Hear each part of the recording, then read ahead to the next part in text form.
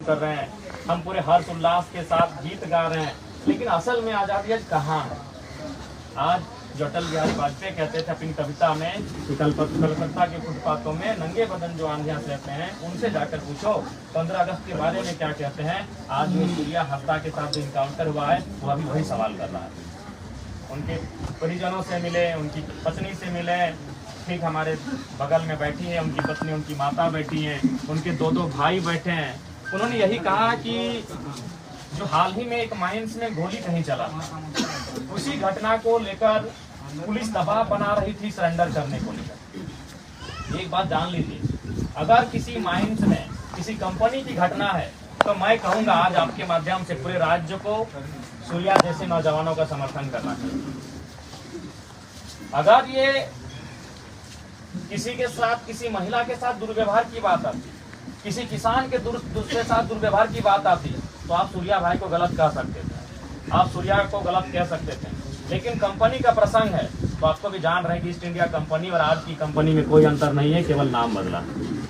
इसलिए अगर इनका सरेंडर करने का दबाव इसलिए था कि कोई माइन से संबंधित मामला था, कोई कंपनी से संबंधित मामला था, चाहे वो पत्थर की खादान हो या कोयला की खादान हो, तो पूरे राज्य को सूर्या को अपराधी की नजर से नहीं, मेरे हिसाब से बागी की नजर से आप देख सकते हैं, अपराधी की नजर से नहीं देख सकते। क्योंकि आज केवल आपका गोड्डा का ललमटिया ही परेशान नहीं है विस्थापन को लेकर। आज आपका गोड्डा का ललमटिया ही केवल परेशान नहीं है कंपनियों के आतंकों को लेकर। हम धनबाद से आते हैं और हमसे बेहतर दर्द को कौन जानता है। धनबाद यानी देश की कोयला राजधानी, जहां हमने अपना जमीन दिया और आज हमारा ही लहू, आज हमारा ही रक्त बह रहा है उस धरती। ये तो सूर्या ने आवाज भी उठाया, धनबाद में अब आवाज भी नहीं उठती है। अब समझौता हो जाता है, लाशें अवैध कोयला खदानों के नीचे दम तोड़ देती हैं और वो बाहर तक नहीं आती। हम धनबाद से आते हैं, तो इसलिए अगर उनका सरेंडर करने का दबाव इसलिए पुलिस बना रही थी कि कोई कंपनी से विवाद था, तो मैं कहूंगा कि सूर्या को अपराधी की नजर से नहीं, उसे बागी की नजर से देखिए। क्योंकि कंपनी का क्या रूल है आज राज्य में, ये आपसे नहीं छुपा है। चाहे वो आपके संथाल परगना के पत्थर के खदान हो, चाहे हमारे धनबाद बोकारो के कोयला के खदान हो, या टाटा जमशेदपुर के उद्योग हो, हर एक जगह झारखंडियों का दमन हो रहा है, झारखंडियों का दोहन हो रहा है, झारखंडियों का शोषण हो रहा है, तो उसके खिलाफ हर कोई आवाज उठाएगा। आज एक सूर्य आया है, कल को न जाने कितने लोग आएंगे और ये कितनी गोलियां मारेंगे, ये तो भविष्य की बात है। हमें लगता है कि जिस दिन पूरे राज्य से आवाज उठी, इनकी गोलियां कम पड़ जाएंगी, इनकी गोलियां कम पड़ जाएंगी। और ये अस्मिता का सवाल है, ये इस राज्य की आदिवासी और यहाँ के मूलवासी की अस्मिता का सवाल है। ये राज्य आपका है। आज आप यहाँ मजदूरी की नौकरी के लिए तरस रहे हैं, आज आपके बच्चे सामान्य शिक्षा के लिए तरस रहे हैं, साधारण चिकित्सा के लिए आपके बच्चे तरस रहे हैं। आज क्या है आपके राज्य की स्थिति? आपके राज्य में क्या नहीं है? कोयला है, अभ्रक है, यूरेनियम है, क्रोमाइट है, ब्रोमाइट है, बॉक्साइट है, अनगिनत मिनरल्स हैं, और उन्हीं मिनरल्स पर इनकी नजर है। अंग्रेजों ने जाते जाते पूरी दुनिया को बता दिया था कि झारखंड के हिस्से में जर्मनी के तर्ज पर बहुत सारे मिनरल्स हैं। बाकी जो देश जहां मिनरल्स का खजाना है, उसी तर्ज पर यहाँ खजाना है। और आपको याद होगा, इस देश के पहले राष्ट्रपति, the first president of India, doctor Rajendra Prasad ji ने कहा था कि जरूरत है यहाँ के लोगों को जागने की, नहीं तो यहाँ के खनिज संपदा पर दूसरे राज्यों के लोग कब्जा कर लेंगे। और आज आपसे छुपा नहीं है, आप बता दीजिए, आज आप बता दीजिए इन खनिजों से कितने लोग आप कहाँ पहुंचे, इन खनिजों के पैसे से आप कितने लोग कहाँ पहुंचे, आप बता दीजिए। तो आज सूर्या की जो लड़ाई थी आप भी जानते हैं, हालांकि लोग अब कहने से डरेंगे क्योंकि पुलिस का मामला आया है, लेकिन हमें कहने से, बोलने से परहेज नहीं लगता है, ना ही डर लगता है, क्योंकि मैंने सारी चीजों का अध्ययन किया है। उनकी लड़ाई में जो दबाव था, वह माइंस, वह कंपनी थी, वो क्रेशर्स थे, वो पत्थर के खदान थे, वो कोयला के खदान थे, वो राजमहल, साहेबगंज और गोड्डा से गायब हो रहे पहाड़ है। तो हमें लगता है कि ये तो आने वाले दिनों में ऐसी आवाज तो हर एक जगह से निकलेगी। अभी आप जाके देखिए, विशेषकर आपका भी बड़का गांव एक हजारीबाग में क्षेत्र आता है, वहां लोग 100 नहीं 1000 दिनों से धरना में बैठे हैं। जो कोयला कंपनियां वहां काम कर रही है, जबरन जमीन लेना चाहती है, 2000-4000 रुपया डिसमिल जमीन का रेट है भाई, काहे देगा कोई।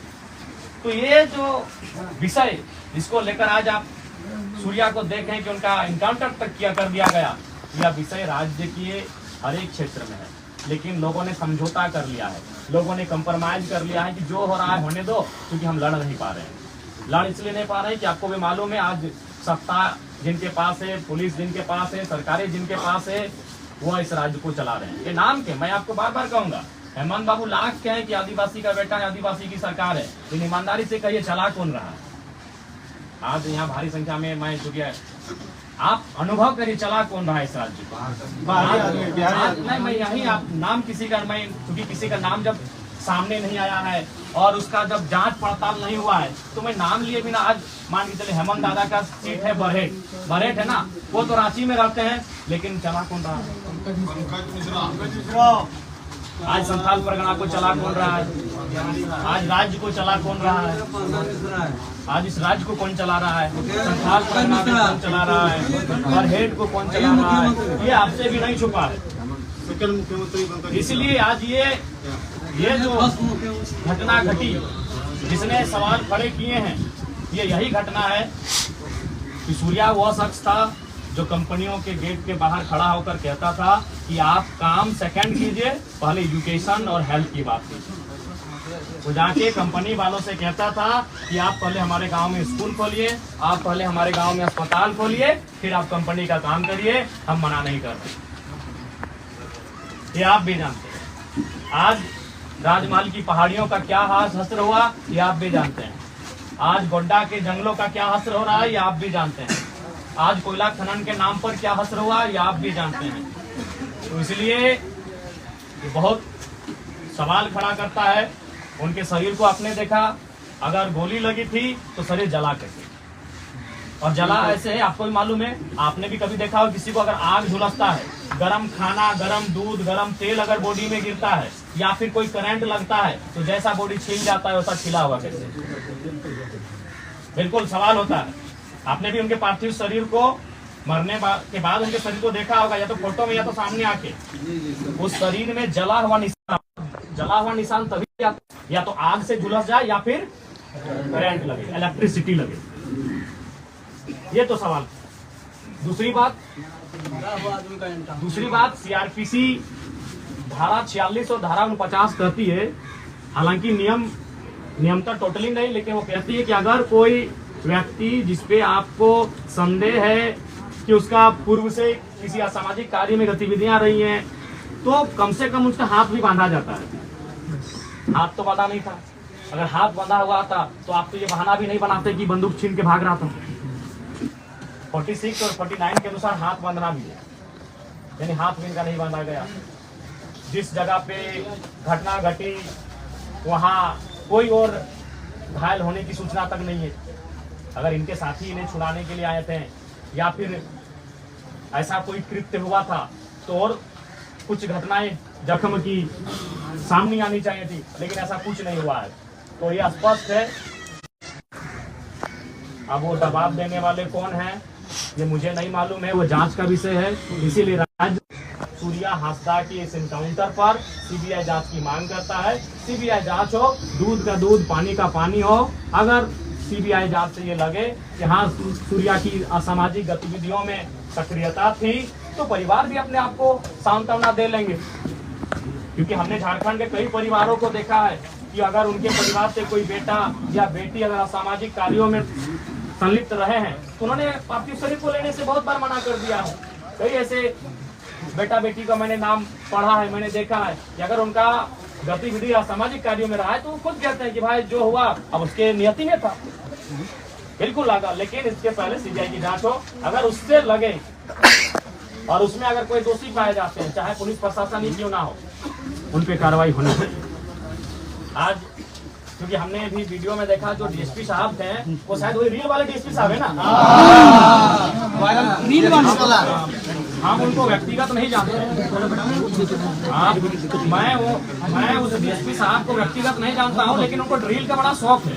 हमने बहुत बार देखा है कि कभी बस में चढ़ के रील बनता है, कभी ट्रैफिक में रील बनता है, बहुत सारे। हमें लगता है उनका हम 2-3 दर्जन रील देखे हैं। तो हम ये जानना चाहते हैं, और बिल्कुल मैं लोकतंत्र के चौथे स्तंभ के माध्यम डीएसपी साहब से ही मेरा सवाल होगा कि सूर्या जब भाग रहे तो आपने कहा रील बनाया, इसमें तो आपको ज्यादा आपको वही बताएंगे। मैं बार बार कर रहा हूँ, शोक कार्यक्रम है, लेकिन चूंकि भीड़ है इसीलिए मैं संबोधन कर रहा हूँ। तो आपने कहा दुनिया को दिखाया इस रील को कि सूर्या भाग रहा है।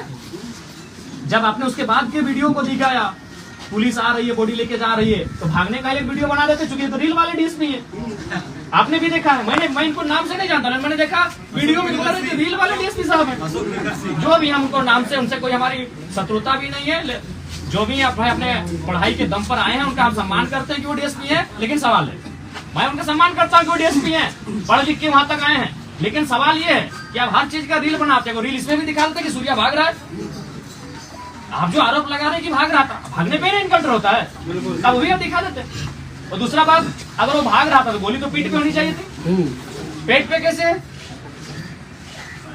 इनको लगा कि ये पढ़े लिखे वही लोग हैं, वही लोग जेपीएससी यूपीएससी बैठते हैं, बाकी लोग तो ये आदिवासी लोग बोका है, इन लोग को लगता है। अगर वो भाग रहा था तो गोली पीठ पे होना चाहिए था, पेट पे नहीं होना चाहिए। तो बिल्कुल मैं डीएसपी महोदय से सवाल करूंगा, और बिल्कुल ये सीबीआई जांच का प्रश्न बनता है कि गोली पेट पे कैसे लगा। दूसरा बात, जला कैसे?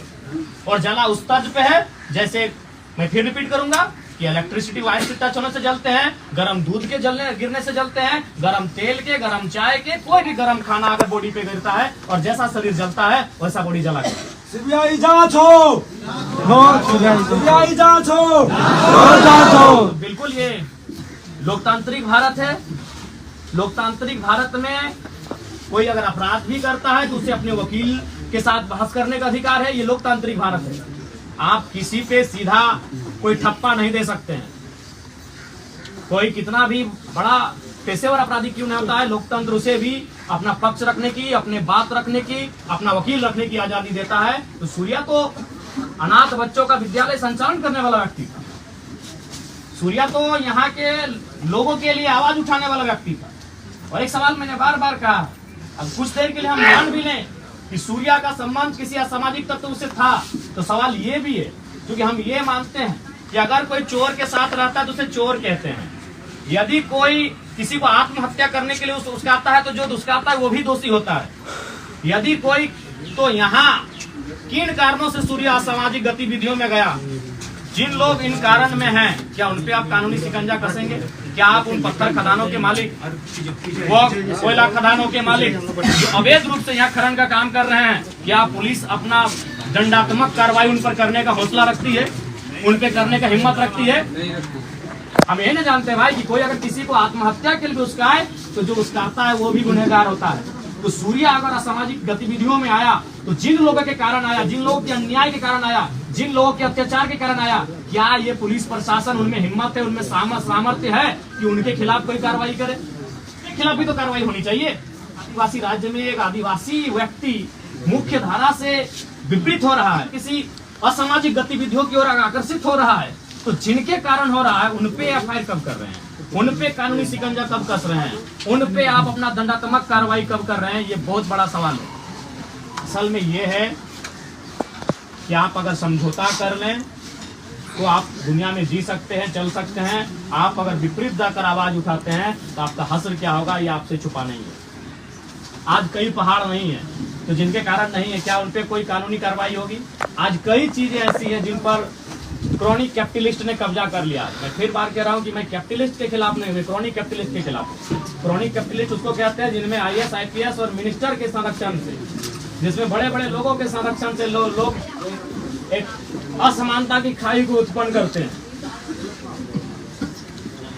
आज अगर संथाल परगना जैसी सामाजिक न्याय की धरती में, झारखंड जैसे सामाजिक न्याय की धरती में अगर क्रॉनिक कैपिटलिस्ट लोग हावी होंगे तो ये बहुत ही शर्मसार का विषय है। सभा का सत्र अभी संदेह में है। इस बार का सत्र आपको भी मालूम है, गुरुजी के निधन के बाद सस्पेंड हुआ था, फिर माननीय मंत्री जी भी अब हमारे बीच नहीं रहे, तो विधानसभा का सत्र मतलब सस्पेंस में है। होगा कितने दिनों का होगा, अवसर मिलेगा कि नहीं मिलेगा, लेकिन अगर चला तो मौखिक रूप से या लिखित रूप से जरूर इस बात की मांग करेंगे। अगर चला तो आगे आपका दिसंबर के महीने में शीतकालीन सत्र में आपको मौका मिलेगा। अगर इस बार ही ढंग से सत्र चला तो या तो मौखिक या तो लिखित जरूर इस बात की मांग की जाएगी। तो आपसे हम यही आग्रह करेंगे, आप लोग भी आने वाला दिन संथाल परगना की धरती में जिस प्रकार से परिदृश्य को आप बदलते हुए देख रहे हैं, पहले लगता था कि माफियाओं का गढ़ धनबाद बोकारो है, माफिया धनबाद बोकारो में पनपते हैं, लेकिन अब समय के साथ संथाल परगना के जंगलों और पहाड़ों में भी माफियाओं का आगमन हो चुका है। तो हमें लगता है आज आप सभी को एकजुट रहने की आवश्यकता है। आज आपको एकजुट होकर आपको संघर्ष करने की आवश्यकता है। और हालांकि एक बात याद रखिएगा, सूर्या की मृत्यु के बाद ऐसा नहीं है कि जो लोग आंदोलन करते हैं, जो लोग गरीबों के अधिकार की आवाज उठाते हैं, वो आवाज दबेगी, बल्कि लोग फिर से आवाज को अपनी ओर बुलंद करेंगे, मुझे पूर्ण विश्वास है। और आप सभी से, आप लोग वहाँ आइए ना, हम लोग प्रेस करेंगे वहाँ पे अभी जनता के बीच बात हो रही है। तो आप तमाम जो जनता जनार्दन यहाँ उपस्थित हुए हैं, निसंदेह कल को बहुत सारे राजनेता यहाँ आएंगे, लेकिन जिस हुजूम के साथ आप आए हैं शायद कल नहीं आएंगे, क्योंकि आपका वो स्नेह उनके साथ नहीं है, आपका वो लगाव उन नेताओं के साथ नहीं है, मैं भी जानता हूँ। आज जिस भारी भीड़ के साथ आप इस घर में आए हैं, कल को बहुत सारे राजनीतिक दलों के बड़े नेता यहाँ आ भी सकते हैं, लेकिन आप शायद इस भारी संख्या में वहाँ नहीं आएंगे, क्योंकि आपका स्नेह, आपका लगाव उनके साथ वैसा नहीं है। मेरे साथ आने में सीबीआई जांच की मांग को मजबूती के साथ हम लोग रखेंगे। और निसंदेह चूंकि हम चाहेंगे कि आप लोग एकजुट रहें। राज्य की जो परिस्थिति आज बन रही है, आज एकजुटता की परिस्थिति है। आज जिस प्रकार से हमारी खनिज पर इनकी नजर है, उसके लिए ये बहुत प्रकार के हथकंडा अपनाएंगे। ये पुलिस का सहयोग लेंगे, ये नेताओं का सहयोग लेंगे, ये इनकाउंटर का सहयोग लेंगे, क्योंकि उनका लक्ष्य हमारी खनिज है, उनका लक्ष्य हमारे। हम अगर पहाड़ जाते हैं तो हम जड़ी बूटी के लिए जाते हैं, वो पहाड़ पत्थरों के लिए जाते हैं। हम अगर नदी जाते हैं तो शीतल जल के लिए जाते हैं, वो नदी बालू के लिए जाते हैं। हम अगर खेत जाते हैं तो अनाज के लिए जाते हैं, वो खाद्यान्न के लिए जाते हैं, वो उस मिट्टी के लिए जाते हैं, वो हर चीज में अपना व्यवसाय खोलते हैं, वो हर चीज में व्यवसाय खोलते हैं। हम प्रकृति के साथ संतुलन बनाकर चलते हैं, हम जंगलों के साथ संतुलन बनाकर चलते हैं, हम जीव जंतुओं के साथ संतुलन बना के चलते हैं, हम नदी की धार के साथ संतुलन बना के चलते हैं, लेकिन वह हर जगह मुनाफा खोजते हैं। और आपको भी जानते हैं कि मुनाफा की जब बात आती है, इंसान इंसान को नहीं पहचानता। एक इंसान को भूल जाता है। तो इसलिए उनकी नजर हमारे खेतों में है, हमारे खदानों में है, हमारे पहाड़ों में है, हमारे जंगलों में है, जहाँ बेशकीमती लकड़ियाँ हैं, जहाँ पत्थर हैं, जहाँ कई प्रकार के मिनरल्स हैं। इसलिए आवाज अगर उठानी हो, बुलंद होकर एकजुट होकर उठानी है। हमने टुकड़ों में आवाज उठाई है, हम टुकड़ों में बटे हैं। इसलिए आज आसानी के साथ हमें दबा दिया जाता है। वो कहते हैं ना, अगर एक लकड़ी को दिया जाए तो आसानी से तोड़ दिया जाएगा, उससे अगर गड्ढी को दिया जाए तो कोई नहीं तोड़ पाएगा। तो हमने टुकड़ों में आवाज उठाई है। इसलिए आज सूर्या जी के घर उनके परिजनों से मिलकर, और आप सभी जो उनके गांव के हैं, उनके आस पड़ोस के, उनके अगल बगल के हैं, जो मर्माहत हुए हैं इस घटना से, बिल्कुल हम तो बार बार कहेंगे, अगर उनको लगा कि असामाजिक गतिविधियों में उनकी संलिप्तता है तो उनको विधिवत रूप से कार्रवाई करते हैं, न्यायालय लेके जाते हैं, सजा सुनाया जाता, उनको कारावास में डाला जाता। और अगर उनको अरेस्ट भी करना था तो वो चुनाव लड़े थे, आपको भी मालूम है। तो चुनाव के टाइम तो सभी नेता अरेस्ट होते हैं, तो फिर उस समय कहीं नहीं अरेस्ट किया गया। और दूसरी बात, वो सम्मानित जनता ने उनको वोट दिया है। 2 बार उनको 25-26 हजार के आसपास वोट मिला है, एक बार उनको 45 हजार के आसपास वोट मिला है। यानी हमें तो लग रहा है कि अगर आज लोगिंदा अगर बीजेपी शिफ्ट नहीं करते तो हमें लगता है सूर्या भाई इस बार विधायक बन के चले जाते। तो वो एक जनप्रतिनिधि थे, और उसका अगर आप इनकाउंटर करेंगे तो भाई ये तो बड़ा सवाल क्यों नहीं करेगा। एक जनप्रतिनिधि थे, वो 4-5 बार चुनाव लड़ चुके थे, सम्मानित वोट ला चुके थे, 30,000, 40,000, 60,000 वोट लेकर आ रहे थे। तो इसलिए हर कोई सवाल करेगा, हर कोई सवाल करेगा। अगर वो असामाजिक गतिविधियों में संलिप्त थे तो फिर चुनाव लड़ने से प्रतिबंध आपने क्यों नहीं किया? जब वो चुनाव का नॉमिनेशन भरने जाते थे तो क्यों नहीं उनको अपने डिटेन किया, अरेस्ट किया? भाई आप उनको चुनाव भी लड़ने दे रहे हैं, वो सम्मानजनक वोट भी लेकर आ रहा है, और आप फिर उनका सरेंडर करने का दबाव बनाते हैं, और आप जाके उसको गोपनीय तरीके से इनकाउंटर कर देते हैं। तो सवाल तो बनता है, इस सवाल का जवाब पुलिस प्रशासन को देना होगा और इसके लिए पूरे राज्य को आवश्यकता है सीबीआई जांच की मांग को बुलंद करे। और मैं भी एक विधायक होने के नाते इस बात को लेकर आपको आश्वस्त करता हूँ, सीबीआई जांच की मांग को पुरजोर तरीके से मैं रखूंगा, पुरजोर तरीके से उठाऊंगा, इसकी जांच होनी चाहिए। देखिए प्रशासन, मैं बार बार कहता हूँ, मैं प्रशासन जैसा मैंने अध्ययन किया, प्रशासन हेल्पलेस चीज है। भाई कभी प्रशासन पर तो मुझे तरस आता है कि काहे वो शपथ लेते हैं, काहे वो दम भरते हैं IAS IPS का। क्योंकि आज के टाइम में भी अगर युवाओं का अगर नौकरी की बात करें, क्रिकेट और हीरो लोग को हटा दें तो IAS IPS का आज भी वो मॉडल मानते हैं। लेकिन आज परिस्थिति क्या है, वो किसी के इशारे पे चलते हैं, चाहे वो कोई पूंजीपति हो, चाहे वो कोई नेता हो, चाहे कोई मंत्री हो, या फिर कोई रसूखदार व्यक्ति हो। ये किसी के दबाव में है, यही जांच का विषय है, किसके दबाव में। बिल्कुल प्रशासन पूरी तरह से दबाव में है और ये किसके दबाव में, यही जांच का विषय है। क्योंकि आप इस प्रकार से एक आदिवासियत की आवाज को, शोषित वंचितों की आवाज को अगर धराशायी कर देंगे तो बहुत ही दुर्भाग्य का विषय है। राज्य की जनता चुप नहीं रहेगी, राज्य के आवाम चुप नहीं रहेंगे, वो सवाल करेंगे और बिल्कुल एक साथ गोलबंद होकर सीबीआई जांच की मांग करेंगे। और आने वाले दिनों में बिल्कुल वो कटघरे में होंगे और उनको सवाल का अपना जवाब भी देना होगा कि किन परिस्थितियों में आपने एक कृत्य को अंजाम दिया है। तो आप सभी से आग्रह है कि आप लोग भी एकजुटता के साथ रहें। देखिए अब तो लोबिन दादा का भी बयान हम सुन रहे थे भाई, वो भी कह रहे कि हमको डर लगता है कि हम भी कई बार आबिद पत्थर खदानों, माइंस इत्यादि पर आवाज उठाए हैं, तो सोच सकते हैं आज संथाल परगना की स्थिति क्या है। लोबिन हेम्ब्रम जैसा शख्स जो कई बार विधायक रहे, आधा दर्जन के आसपास, अगर वो शख्स भय महसूस कर रहा है तो आम नौजवान कैसा महसूस करेगा। तब तो आम व्यक्ति, एक गांव किसान का जमीन, खेत खलिहान तो कोई ऐसे छीन के ले लेगा। एक ऐसा व्यक्ति जो गुरु जी के कालखंड से नेता बना है, और अगर वह व्यक्ति डर महसूस कर रहा है आज माफियाओं के आतंक में के साये में, तो सरकार को और पुलिस प्रशासन को बिल्कुल माफियाओं पर नकेल कसने की आवश्यकता है। आप माफियाओं से दोस्ती और जो लोग आवाज उठा रहे हैं उनकी आवाज को बुलंद करने के लिए गोली चलाएंगे, ये बिल्कुल गलत बात है। बहुत दिन पहले एक मैटर आया था, नहीं हमें तो बार बार, इसलिए मैं बार बार कह रहा हूँ कि परिवार से मैंने रोते भी करते हुए अधिकारियों से भी, मतलब अभी भी न्याय मांगा था। जब एक थाना प्रभारी को ₹2 का न्याय नहीं मिल पाया तो आम लोगों को क्या न्याय मिलेगा। बिल्कुल ये तो बहुत ही हम ऐसे साये में जी रहे हैं। इस पर इस बार का विधानसभा में निसंदेह ये जो व्यवस्थाएं हैं, व्यवस्थाओं में जिस प्रकार से ढील और कोताही है, इसको लेकर आवाज मुखर होगी। मुझे लगता है बाकी विधायकों का, बाकी जनप्रतिनिधियों का सहयोग मिलेगा और आप सभी से आग्रह होगी कि आप लोग उनके रोती बिखरती रह गए, लेकिन उनको कहाँ न्याय मिल पाया सर। वैसे थाना प्रभारी की तो पुलिस बिल्कुल ऐसे में बिल्कुल शर्म का बात, बड़े ही शर्म की बात। बिल्कुल इसको हम लोग अच्छा से 2-3 साल पहले करते हैं, ज़्यादा हम भी सुने थे किसी प्लेटफॉर्म में, इस चीज़ को हम भी सुने हैं चैनल के माध्यम से। तो उसी चैनल के माध्यम से सर 11 तारीख को पंकज मिश्रा को उसमें भी नाम लिया गया था, इसमें भी नाम लिया जा रहा है कि पंकज मिश्रा ऐसी घटना को किया गया। क्या प्रशासन ने पंकज मिश्रा का गुलाम? सरकार को सबसे पहला बात तो जनता को विश्वास दिलाई कि लोकतांत्रिक देश है, ये लोकतांत्रिक देश है। सरकार को जनता को विश्वास दिलाना चाहिए और बिल्कुल सीबीआई की जांच हो और दूध का दूध और पानी का पानी हो।